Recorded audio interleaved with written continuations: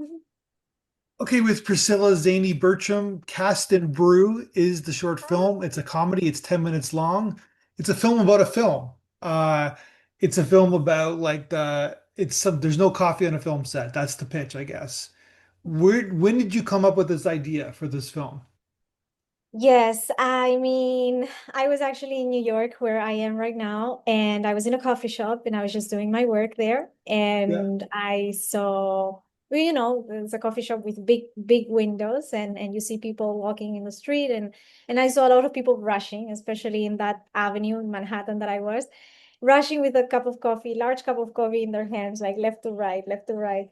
And at that moment I just thought to myself, what a soul of not a soul without one.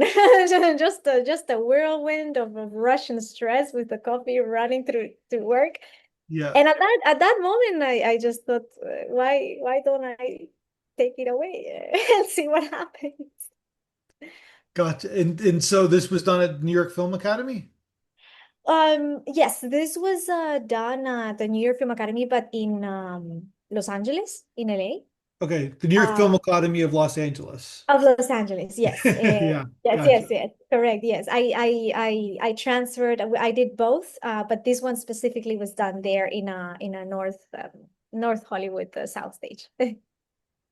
So I love the idea, like it's because I was like this is about an AD's perspective of like kind of like rain, especially the actors, but I Mhm. was a PA in the big movie sets, and if there was no coffee, there would have been a problem. And this is what this film is Exactly. about. Yeah, yeah, Exactly. And no, but in that set, on my set at least, there was coffee. I think otherwise the cast would have killed me. yeah. That's for sure. Well, that was But my next question. Did you just purposely not have coffee on the set of a movie about making a set? Yeah. Okay, go ahead. no.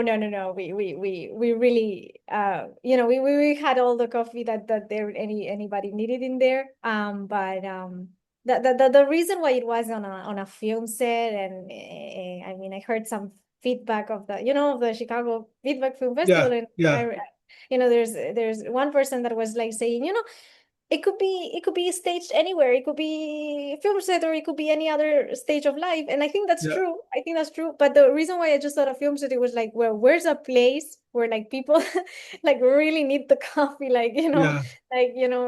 so I thought, why not? But there's also hierarchy. Not a high There is a hierarchy on film sets for sure, but it's a weird hierarchy because the actors are not really above anybody else, but they think they are, and they pretend that they are, and basically, but at the same time, you have to make sure that they're okay because they're in front of the camera, and for many reasons, you got to make sure that their aura is okay. So that it makes even more sense to have this film because the actors need to be taken care of, right? Exactly. Yes, exactly. I think that the hierarchy point of view makes a lot of sense. Yeah, I kind of liked that. The high stakes are high, there's higher stakes. And I feel like the pressure and all of that. I wanted to have the the yeah, maximum like craziness. That makes any yeah. sense. No, it's because like yeah, it could be like a CEO or someone like that, but it's like there's something about like even the director wants to make sure their actors are okay, right? So yeah, Yes, especially the director. But I think that, yeah, the AD, as you were saying before, like is like the main role there, like the person that is going yeah, crazy for AD. Like I really empathize with her. Like I'm like, oh my God, poor woman. I kind of told her like, you've been doing AD work, but like not for a long time. And then all of a sudden, no, this happens on this film set, the coffee supply collapse. yeah, And I just, I'm also, I just came from and doing AD work right now, and if that like would happen, all of a sudden I would like, wow, I'm not sure what's going on here, not sure what to do, but you go on, no? yeah. It's like you said in your director statement, like the smallest of addictions, like a coffee fix, it can could disrupt like the whole lives of so many people, right? So Yes, exactly, exactly. That we feel like, like very caffeinated, a lot of rush, and I think that it all like comes down to, for me, it all comes down to the productivity culture that we are in.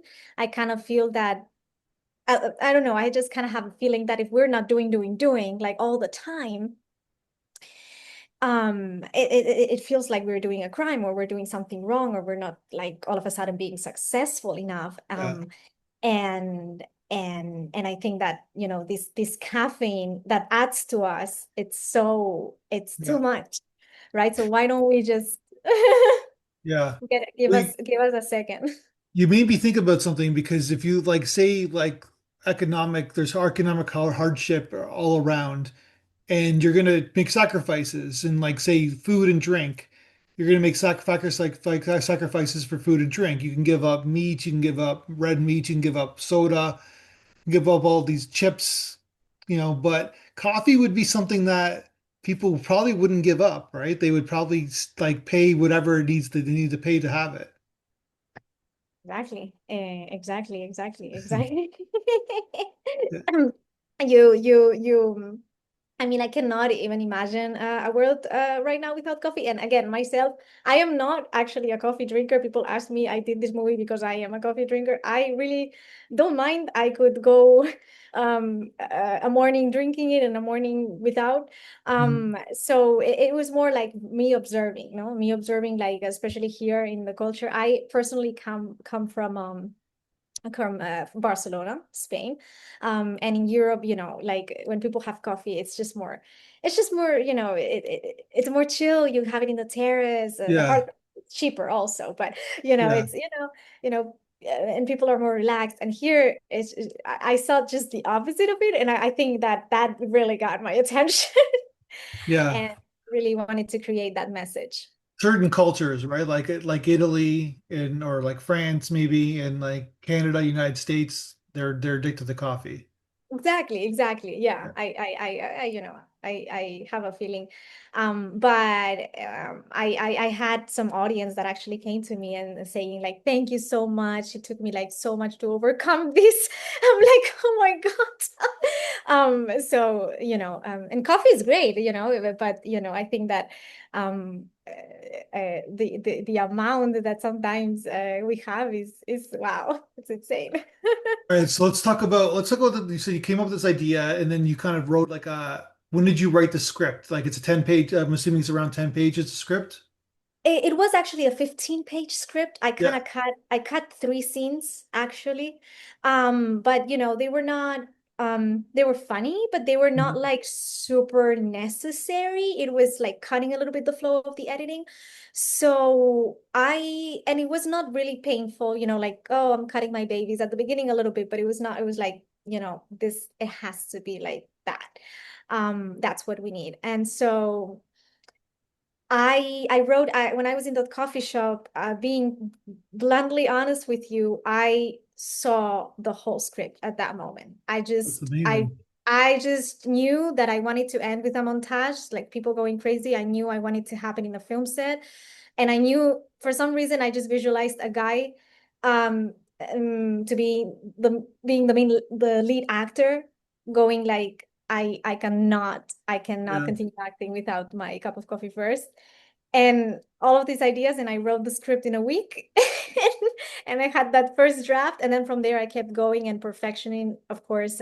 Yeah. And so And then you kind of like did it at school, I guess, right? You wanted to do and it then at I school. did, yeah, we did that in the academy Yeah. in the New York Film Academy in Los Angeles, in Burbank.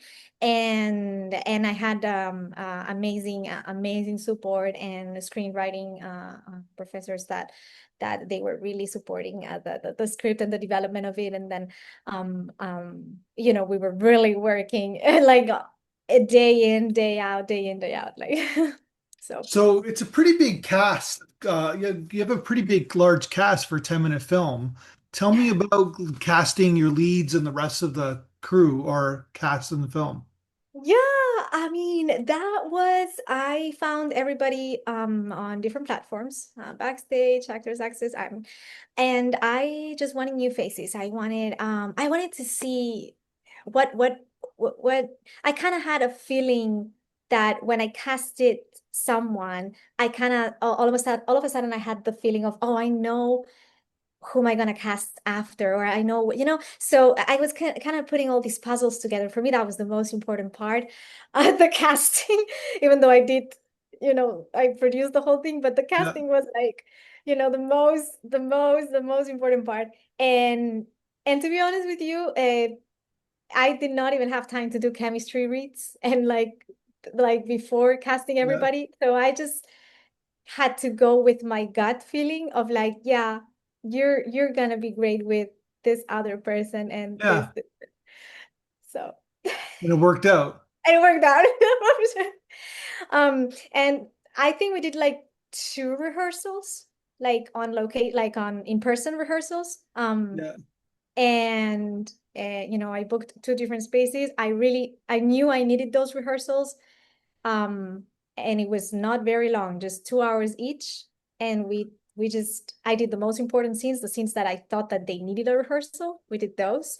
I I went with them through what's gonna happen on set, and everybody was excited. And then on set, everybody knew what was gonna happen. Because you Crazy. have a great concept, you have a great setup, right? But you have to have an ending. It has to end well. Like there's got to be a punchline. Were you worried about the ending? I actually was at the beginning because all of a sudden, being completely honest, I was really, all of a sudden I was doing all this research about coffee that is gonna disappear in like 50 years because of the climate change. And then suddenly I'm like, okay, am I doing a movie about this? About that we need to like, Like like, you making a documentary about it, yeah, or like, yeah, exactly, like what is this, And then I think that was like not exactly what was going on inside of my heart. It was not this what I wanted to say. Which is also great if people can think that, right? But also it's true, it could disappear in 50 years, but I don't think I think that we might have other resources. But I because think it is being made in vastly exactly. different countries, right? Yeah, Yeah, exactly. I have a feeling that, Arabica or whichever, like they are yeah, gonna find their way, maybe in certain countries. But I I thought, no, this is a movie about I love collapses. I love collapsing something and then looking at the reaction of humans. I don't know why. I just love that type of yeah. thing. And I'm like, I just want to see what's going on with that reaction. And I just want to focus it more in in us being so stressed out and obsessive about productivity and about needing that caffeine rush, needing that caffeine to work. And all of a sudden, what happens if we don't have it? No, like imagine, no, what happens if we suddenly don't have the phone? So it was that kind of like addiction, obsession that I wanted to portray with an element Yeah. that like coffee, and that was it. My favorite shot of the film is well, it starts with the sequence where he throws the donut, the camera operator throws the donut at the, and then when he gets hit, what does he get hit with? Like it's like a milk substance or something. It's a really fantastic shot. Like he must have been blown away when he saw it. Actually, that was rehearsed just 3, 4 times, just like without obviously the real pastry. It was a Yeah. pastry, a cream, like a Yeah. bake. Yeah. And it was one of those that I really actually I really had this really strong visual of like I really want to throw this pastry to someone. And to be honest, it was like who feels more comfortable because I'm good. I'm good with it. And Yeah. so the actor playing the assistant camera, Alex, Yeah. he was like, I can, throw me anything.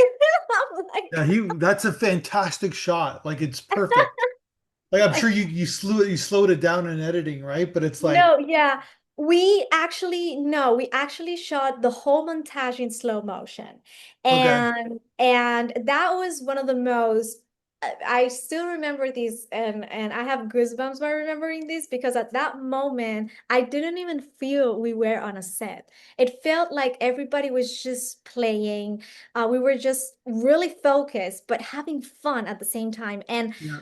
when I was actually with one of those megaphones because my voice was like kind of done. It was like I was, I'm like, talking too much the 3 full Yeah, days and to everyone. And I was with the megaphone explaining what's gonna happen exactly in each shot. And it was, explanation and execution perfectly, like, everybody knew what was gonna happen. And right after the shot, everybody was rushing to the monitor to see, oh, let me see the slow motion. So yeah. it was just like that. It was And like, then the okay, wait. actor takes off his And shirts.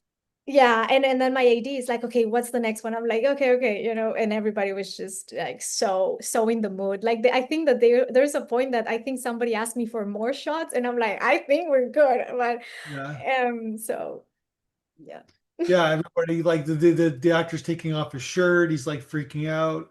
So yeah. Yes. Very But wild. Yes, yes, yes, yeah. of course. But everybody was very collaborative in that aspect. I know that was actually the last day. The montage was the last day. I remember it was scene 15. I had 15 scenes.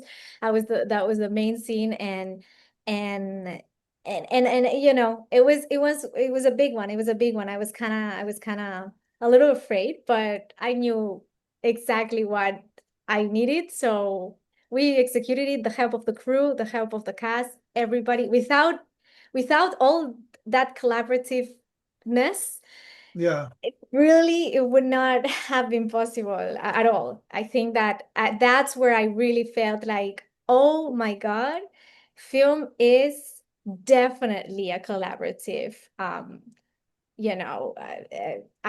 production. It has to be collaborative. It's so Was everybody, all the crew, were they all part of the film academy? yes, mostly, except for, yes, either students or I think, yeah, everybody was part of the New York Film Academy. Absolutely. Yeah. Yeah. Cinematographer? Everybody. Yeah, the similar. Everybody was either currently in New York Film Academy or they just graduated Gotcha. like a few seconds ago. Like it was just like, yeah, it was all. And but the cast, some of them, just I think just three of them were from the New York Film Academy. Everybody Gotcha. else, yeah, everybody else was So outside. you kind of need like two sets of equipment because you're making a film about a film, right? Correct. We were very lucky on that. The manager of the soundstage that we were in, McNulty Nielsen Soundstage, that That's it's in his North. name, McNulty. Yes, Nielsen Yeah. Soundstage that it's in the North Hollywood there, and Yeah. he provided the equipment, the camera, the prop camera, it was his. And then we had our camera, of course, but it was really funny, no? Like it was like two gaffers, two sound mixers, and everybody was joking all the time, and myself too. And then everybody was copying me, and it was like a whole back and forth. And I even remember one moment that we were doing a take. I'm not sure what was it, and the director said, the director of the role, he said, let's do it again. Like that moment that he's like, okay, let's do it again or something like that. And I was like, yeah, actually, let's do it again because I had to like readjust something I didn't like or whatever. And everybody just cracked themselves up. Like these little things, really made the day. Gotcha. And then so then post-production, did you do the editing as well? I did most part of the editing. Yes, I started actually, I was really excited to start the editing because I knew that I'm very slow at it. So I'm like, you know what? Let me start as early as possible. I started a week after shooting. And then I did as much as I could until the end. And then I got another person, which was the cinematographer, that helped me out on the last bits, on the adjustments, on opinions, cutting here, cutting there. And then we kind of both finished the final cut. Awesome. And then what about the sound design? The sound design was made by another person, Elmer. He was not from New York Film Academy. Not everybody in the post-production, actually, no one was from New York Film Academy in the post-production. Gotcha. Actually, very interesting. But yeah, I got, I really don't think who is from, the academy or not. I just, whoever I think is like, oh, that person, I want that person in my team because it's gonna be great. The collaborative, that's how I think. And skilled, talented people, amazing. And especially I was looking for people that they were excited for this project, that they were just, um, let's do it type of thing. So you've done theater as well, right? Yes, I grew up in theater, that's for sure. I Okay. my bachelor's is in theater directing, and I directed a few theater plays. And then I always knew that I love film. And I just didn't know. I was a child actor, but I just didn't know. I wanted to know more about it. And then I kind of like intuitively transitioned into directing and then into producing. And and I fell in love with it also. So I always feel that like my films do have this theatrical aspect sometimes. Yeah. So yeah. Your It's film's really, I really like the direction of your film. I like the way, like the handheld style, like the kind of like the depth of field. Like it's a really nicely directed film. And like it's interesting that you come from a theater background because it could have been, it's just that it's so cinematic because you basically have one location, right? Well, it's one, but it's one area, right? And but you really kind of used every aspect of that location, and even like it looks like a film set, and but it's like, but I know it's a comedy, so it's like all the characters are kind of raised a little bit. They're a little bit heightened emotionally than what they would be in reality, but it works for the film. If that makes sense, like tone yeah, wise. Yeah, yeah, yeah, hopefully, yeah, that if that comes across, that's great. I mean, yeah, I just kind of like a little bit the ridiculousness of characters yeah, sometimes. And yeah, and that theatrical aspect, and balancing both in film. I don't know, I love that. I kind of feel that if I don't do that, it's not, it's then something, I'm missing something. yeah. So I really have a lot of fun with that, and because I love working with actors and I love that, just working with them. So yeah. Like a lot of long shots, right? Like a lot of, yeah, Yeah, well, that was the DP. Like that was him, like really giving, all these insightful ideas together with me. And then I was like, no, I just want it all longer. I just want to go through the whole thing. I just want to go through the corridor. yeah, I want to go through that door, through this door, and I want to like like the oneer, like that. That was one of my big ones. Like that was like I need that, and yeah. I wanted that kind of style, because I loved Day for Night, Francois, so I was doing a lot of that reference. um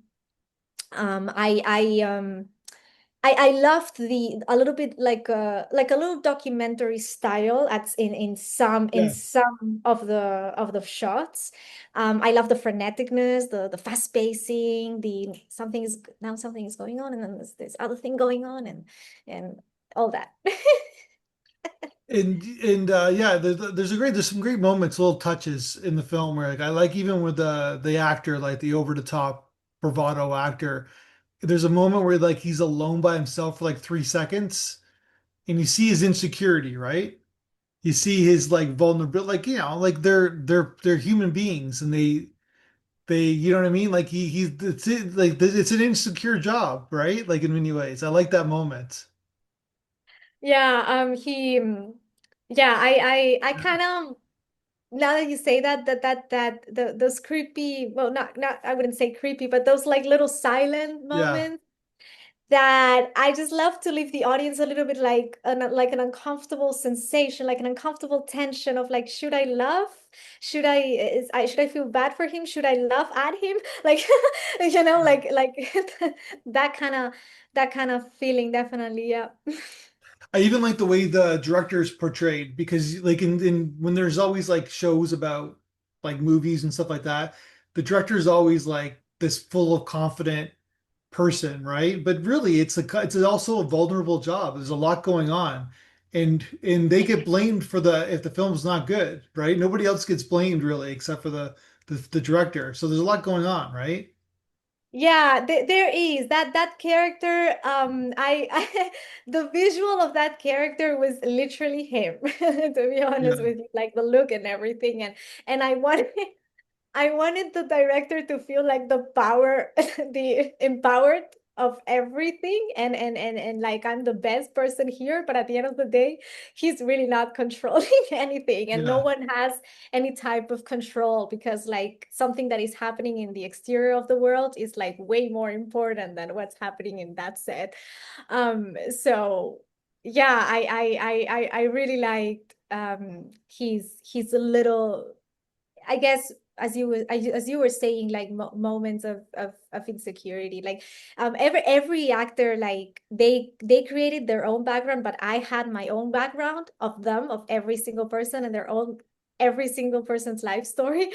Yeah. And I just shared as much as I think it was necessary to share. And then so So you've got a lot of experience doing AD work, correct? I mainly do producing right now, but I do have a lot of experience doing assistant directing Yeah. also in sets. I actually came now from a set, so Oh, really? actually yes, I'm producing and ADing a second part of a feature film, and I just literally came from Oh, there. wow. How was your day today? Oh, good, good. A 12-hour day, you know. Yeah. So yeah, it has been really nonstop. We're almost about to wrap. We're almost there. Tomorrow is the last day. So Oh, well, congratulations. So that's what you're doing right now? Are you gonna direct anything else soon? yeah, actually I would love to definitely direct a couple things I have in my mind. I do have a couple features in my mind that I have to continue writing the drafts, and hopefully I can get something done in a few years in Okay. terms of that feature. And in terms of shorts, I have also like a short actually that is uh, hopefully soon getting into some film festivals or getting somewhere out there because it has been already released, the trailer, and we shot it in Burbank Studios. It's also like one of very short dark comedy, Pineapple Butt, it's called. Pineapple Bud. Okay. Pineapple Butt. Okay. Oh, I'd love to see it. So hopefully it does well for you. So yeah, great film. Congratulations on everything. And listen, 12, thanks for doing this after a 12-hour day. I've been there, done that before. I know that they could be a little bit of a grind. No worries. We are here doing anything for film. And so let's talk again when we showcase another film of yours again. Congratulations on the Fantastic. success of this film. I hope it's doing well for you. Thank you so much. I'm so excited. Thank you for having me.